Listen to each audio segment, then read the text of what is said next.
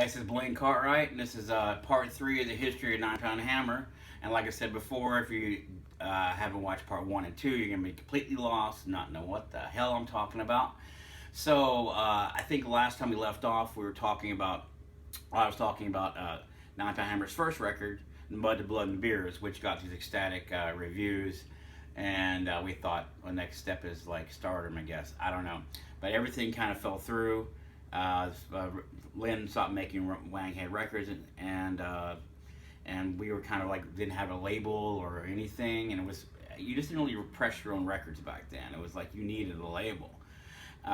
Anyway, we were doing absolutely nothing. We were playing to like 40 people on a Wednesday night, still playing covers in our hometown.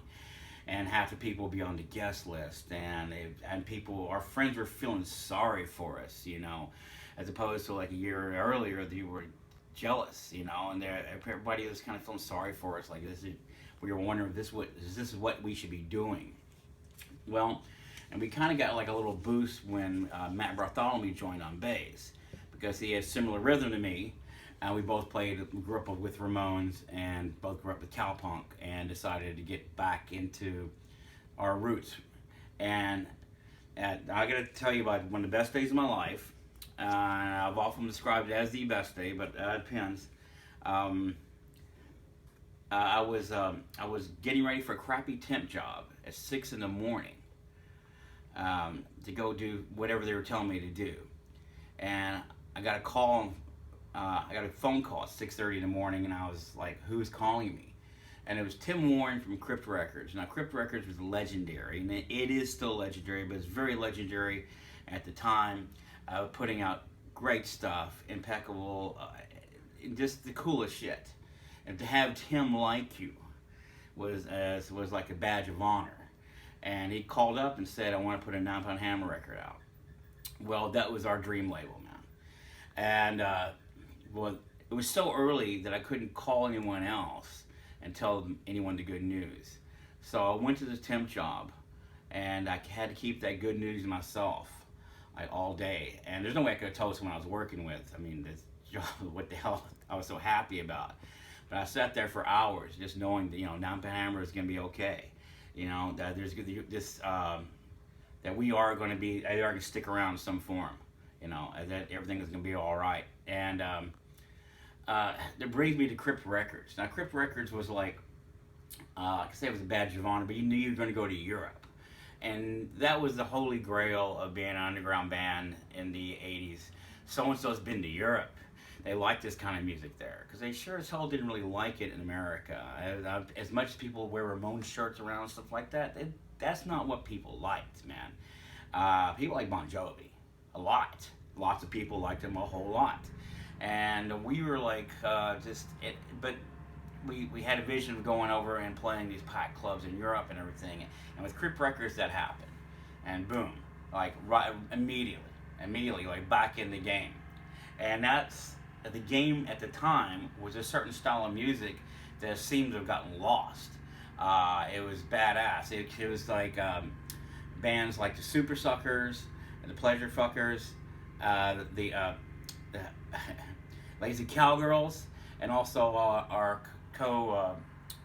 Crypt, you know, whatever, compadres, New Bomb Turks, the Ronchans and Devil Dogs. That was probably the main music that you heard blasting out of my apartment in Kentucky, and later on our apartment in Nashville, because that was just like, it was driving. And also Band the Digits, and some other great bands like that. It was all hard rock, but it was smart and cool and fast, and it was hip, and it's still dangerous too. It was more dangerous than what was being playing on the radio. It was too dangerous to get on the radio.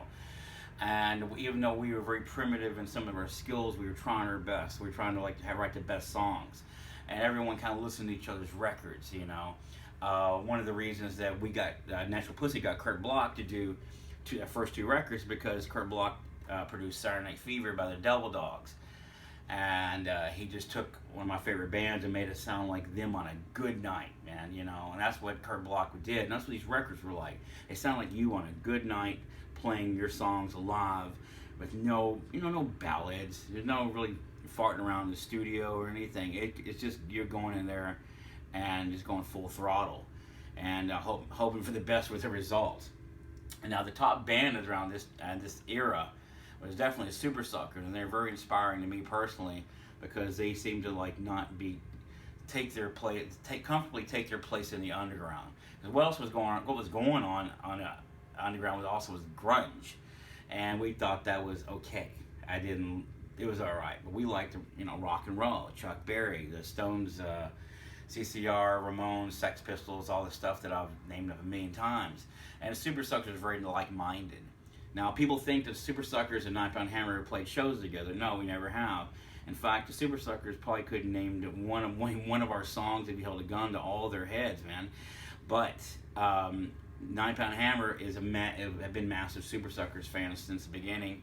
And we've actually gotten a fight. Like, pulling in Madrid one time, I was fighting with Scott and Brian Polito over what Super Suckers album was best, whether it was Motherfuckers Be Trippin' or if it was Evil Powers of Rock and Roll, to the point where we're like calling each other names. Like, well, of course you like that. It's just we have strong opinions about this.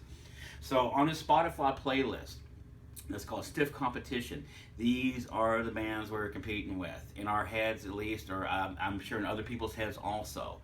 Okay, the Super Suckers, Lazy Cowgirls. Lazy Cowgirls came from Indiana, and they're playing similar music, and they went to LA and were kind of doing it before we were, as far as like the cowpunk stuff. And Pat Todd, the singer, is probably the most sincere singer-songwriter I've ever met in my life. Also, we have the Digits. The Digits were they were genius. A genius punk band. One time we went and saw them in Lexington, and I was talking to Bill Waldron, the old 9 Pound Hammer drummer, and I was talking to the Digits. I go, these guys should be huge, and the drummer's like, no, the singer Rick Sims' brain moves too fast for people, and he moved too fast for us even. And I mean, anyway, the Digits. They're another small town Champaign, Illinois band. The Pleasure Fuckers. The Pleasure Fuckers were a punk rock band led by a guy named Kike Termex. Now, Kike opened up Spain for rock and roll. If you know Spain's history, they didn't have a lot of outside influences for a long time, and he was the first one that brought rock and roll in, and he brought in the Crypt Records bands. And if you're touring, if you are a band that's ever toured Spain, it's probably because of Kike. He opened up and kicked down all the doors, basically. Now, the other bands on here are kind of competitors and compadres or whatever from Crypt Records. The Devil Dogs and the Ron Shans. Another argument we used to have, who's better, the Devil Dogs or Ron Shan? Scott Llewellyn said the best was, well, one day I liked the Ron Shan's best, and the other day I liked the Devil Dogs best. I mean, this took up our brains to the point where, we had to go back and forth, like, who's the better? You walk around in Kentucky thinking, who's better, Ron Shan's or Devil Dogs? I mean, it was, the quality of music was that good. And the other band on here is New Bomb Turks. Now, I was saying we were kind of competitive with all the other Crypt bands, except for New Bomb Turks, because they outsold us by far. To where we didn't make any snide comments or talk bad about them, because it might get back to them, and they wouldn't take us on the road because they just took off. So anyway, regardless of 9 Pound Hammer took this kind of music and put country to it, but the bass was still there, because in the end we had to kick ass. It wasn't just about being talented or it was just, you had to go in there and just play music like your fucking whole soul is on fire constantly, and that's what all these bands did. And you had to have the same sound, and there was a certain parameters all this stuff kind of fits in, but it is all aggressive, and it's just all going as full throttle as they want to be, So anyway, this Spotify playlist is called Stiff Competition, and I hopefully figure out how to put a link on there. But I listened to this the other day, man, and I just got me going, man. I mean, it's just like I forgot how fast all the music I used to listen to was, like, all the time. But this is what me and this is like the music that was surrounding Nine Pound Hammer that we not only aspired to, we thought we could do better than, or we tried to do better than. So anyway, that is part 3 of History of Nine Pound Hammer. We're going to continue this into December until I get tired of making these or whatever.